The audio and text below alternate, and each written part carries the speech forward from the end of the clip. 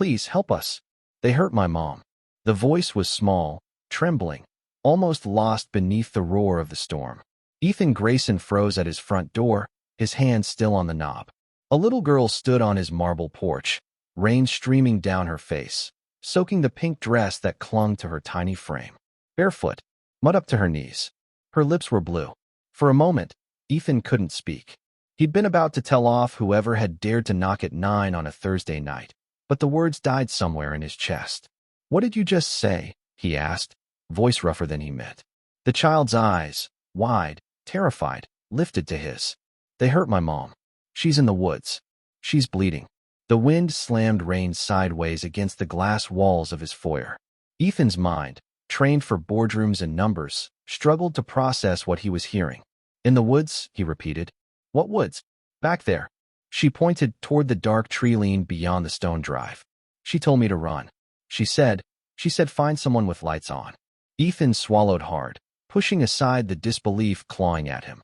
He grabbed his phone and hit 911. "My name's Ethan Grayson," he said quickly. "There's a child here. Says her mother's been attacked. Possible assault. We're at 42 Ridgeview Drive, on the west side of the lake. Send an ambulance and police, now." The dispatcher told him to stay inside. He hung up mid-sentence. "Come on," he told the girl, snatching a flashlight and his coat. "We'll go find her." She hesitated, shivering. "You'll really help?" "I promise."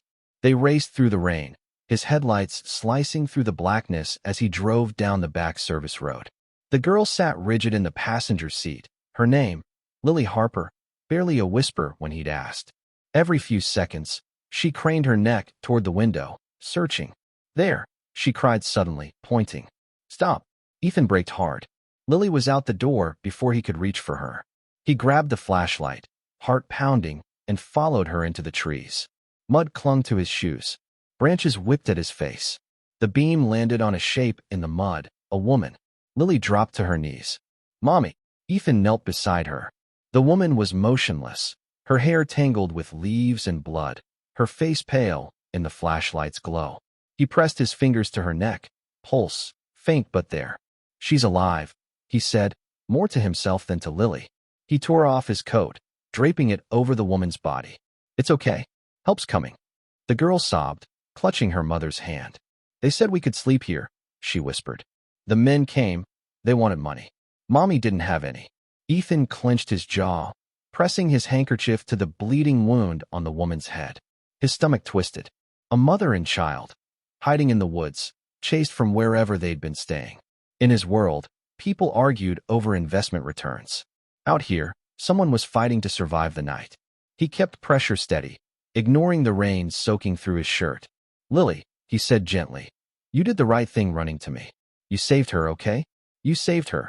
She looked up, eyes glistening. "Will she wake up?" "She will," Ethan said, praying he was right. Sirens wailed in the distance, faint but growing louder. Red and blue lights flickered through the trees minutes later, cutting through the storm. Paramedics rushed in, voices crisp and urgent. They loaded the woman onto a stretcher, working fast under the pelting rain. "Wait," Lily cried, trying to climb onto the gurney. Ethan caught her before she fell. "It's okay," he murmured. "I'll stay with her." The EMTs nodded, too busy to argue. Ethan climbed into the ambulance beside Lily, wrapping his arm around her trembling shoulders as the doors slammed shut. For years, his house had been silent. No laughter, no chaos, no one needing him. But as the ambulance sped through the storm, he realized the silence had never been peace. It had just been emptiness. And tonight, a barefoot child had shattered it.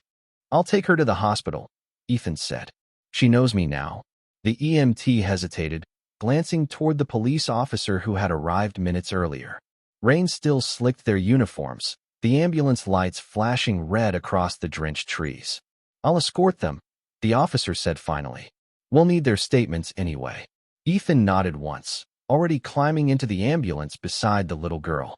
Lily sat close, wrapped in a blanket far too big for her, her small hand gripping his sleeve as if afraid he might vanish. She didn't speak the entire ride, just stared at her mother, pale and still on the stretcher, her breathing shallow but steady. At the hospital, the paramedics rushed Claire Harper into the trauma unit. Ethan and Lily were led to the waiting room, where fluorescent lights hummed and the smell of disinfectant filled the air. A nurse cleaned the dirt and tiny cuts from Lily's legs, offered her cocoa, and found her clean pajamas from the pediatric ward's donation closet. But Lily refused to leave Ethan's side. "She's all I have," she whispered, clutching his hand tighter. Ethan squeezed back. "She's going to be okay, Lily. I promise." The minutes dragged like hours. Every time the automatic doors opened, Lily's head would jerk up, her eyes hopeful. Then, finally, a doctor stepped into the waiting area, pulling down her mask. "Family of Claire Harper?" Ethan stood, lifting Lily to her feet. "I'm with her," he said. "How's her mother?" The doctor smiled gently. "She's stable. Concussion, some deep bruising, a few stitches. She's incredibly lucky.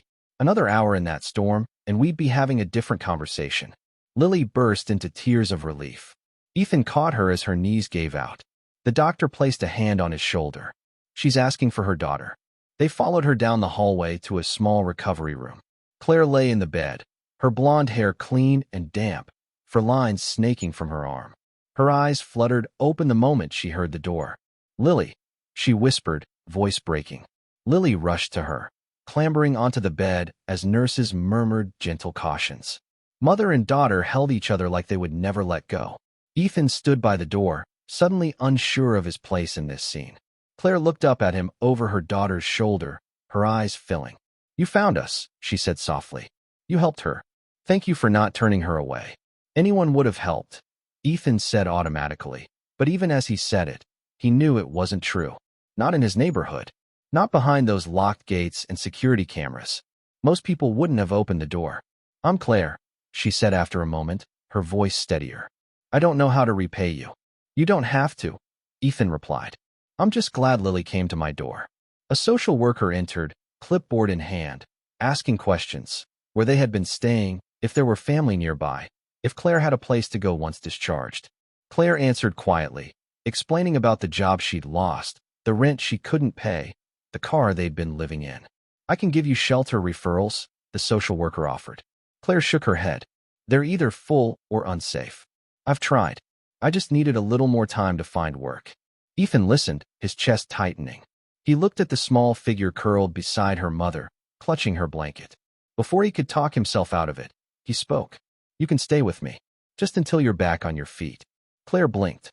"What?" "I have space," Ethan said. "Too much of it. You can stay in the guest rooms, recover, find work, figure things out.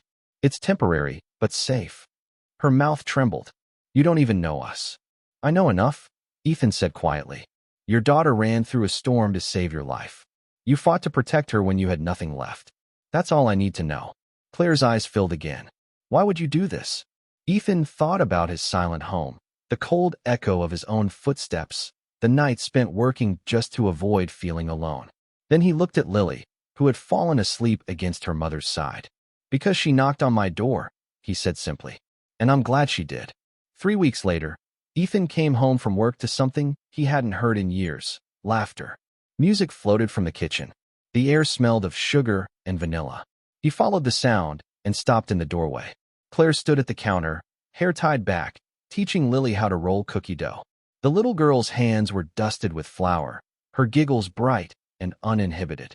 Ethan smiled without meaning to. His once sterile house now had drawings on the fridge, a pink backpack by the stairs, and a stack of library books on the coffee table.